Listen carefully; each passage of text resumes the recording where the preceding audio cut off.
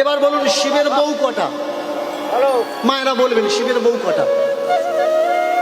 একটা, একটা বউ না?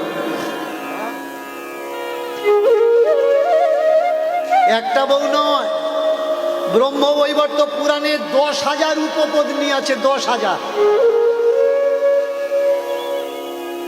আর শিব পুরাণে ভালো করে শুনুন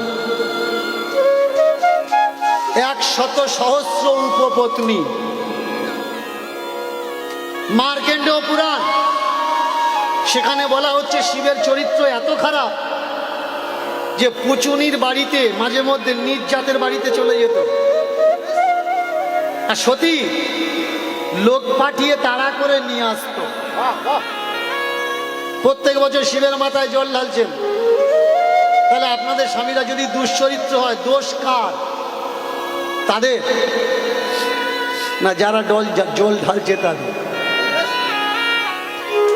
এবার নিজেকে প্রশ্ন করবেন, ক্যামেরা কেন বন্ধ করতে বললাম, নিজেকে প্রশ্ন করবেন শিবের মাথায় জল ঢালছেন না জলটা অন্য কোথাও ঢালছেন?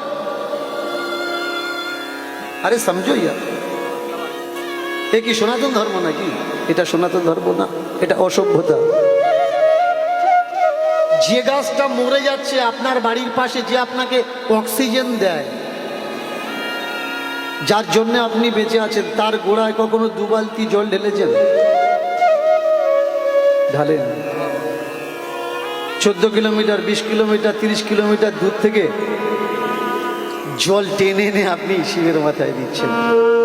আর মাঝখানে শিব আর আপনার মাঝখানে দাঁড়িয়ে আছে কে? একটা ঠিকাদার, কন্ট্রাক্টর, যারা আজকে সমাজের সব থেকে বড় সর্বনাশ করছে। উচ্চবর্ণ, উচ্চবাদী, নামধারী হয়ে আমরাই সব থেকে বড়।